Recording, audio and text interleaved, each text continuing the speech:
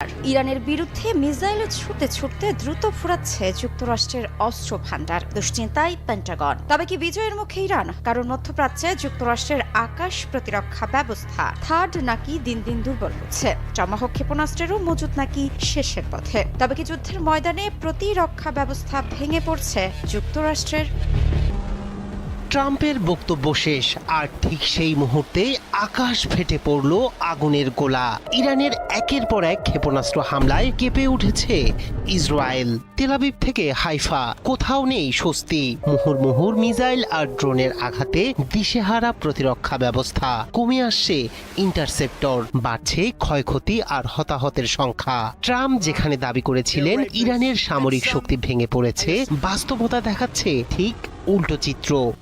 মার্কিন president Donald ট্রাম্পের আল্টিমেটামকে স্নায়বিক পাগলামি আখ্যা দিয়ে হামলা চালানো হলে যুক্তরাষ্ট্রের জন্য নরকের দরজা খুলে দেওয়া হবে বলে হুঁশিয়ারি দিয়েছে তেহরান। গতকাল শনিবার ইরানের খাতাম আল আনবিয়া সেন্ট্রাল হেডকোয়ার্টার্সের জেনারেল আলী আবদুল্লাহি আলিয়াবাদী এক বিবৃতিতে এই কড়া জবাব দেন। সম্প্রতি ট্রাম্প তার সামাজিক যোগাযোগ মাধ্যম ট্রুথ সোশ্যালে এক পোস্টে হুমকি দেন, যদি আগামী 48 ঘন্টার মধ্যে শান্তি চুক্তি না হয় এবং কৌশলগতভাবে গুরুত্বপূর্ণ হরমুজ প্রণালী পুরোপুরি খুলে দেওয়া না হয়, তবে ইরানের নরক নেমে আসবে।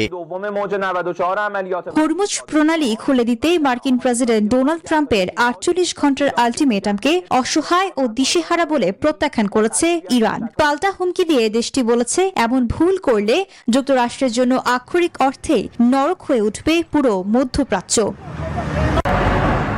এরই মাঝে বুশেহর পারমাণবিক বিদ্যুৎ কেন্দ্রে হামলার তীব্র নিন্দা জানিয়েছে ইরান। এমন অবিবেচক হামলা পুরো অঞ্চলে মারাত্মক তেজস্ক্রিয় দূষণ ছড়ানোর ঝুঁকি তৈরি করছে। মধ্য ইসরায়েলে ইরানের নজিরবিহীন ক্ষেপণাস্ত্র হামলার ঘটনা ঘটেছে বলে নিশ্চিত করেছে দেশটির সামরিক বাহিনী। ইরান থেকে সরাসরি ছুড়ে দেওয়া একটি শক্তিশালী ক্ষেপণাস্ত্র মধ্য ইসরায়েলের অভ্যন্তরে আঘাত হানার পর পুরো অঞ্চলে ব্যাপক উত্তেজনা ছড়িয়ে পড়েছে। হামলার পরপরই পরিস্থিতি মোকাবেলায় ইসরায়েলের হোম ফ্রন্ট কমান্ডের বিশেষ তল্লাশি ও উদ্ধারকারী দলগুলো দ্রুত আক্রান্ত এলাকায় মোতায়েন করা হয়েছে। ইসরায়েলি কর্তৃপক্ষ জানিয়েছে, জরুরি উদ্ধার কাজ নির্বিঘ্ন করতে এবং নিরাপত্তা নিশ্চিত করতে সাধারণ মানুষকে দুর্ঘটনাস্থল বা এর আশেপাশের এলাকায় ভিড় না করার কঠোর অনুরোধ জানানো হয়েছে। আর আধার ভেঙে ভোরের আলো ফুটতে না ফুটতেই ইসরায়েলের অভ্যন্তরে আবারও বেজে উঠল সতর্কতামূলক সাইরেন। ইরানের তরফ থেকে ছুটে আসা ব্যালিস্টিক মিসাইল আর সাইরেনের তীব্র শব্দে আতঙ্কিত ইসরায়েলিরা প্রাণ বাঁচাতে নিজেদের আবাসস্থল ফেলে ছুটছেন নিরাপদ আশ্রয় কেন্দ্রের দিকে।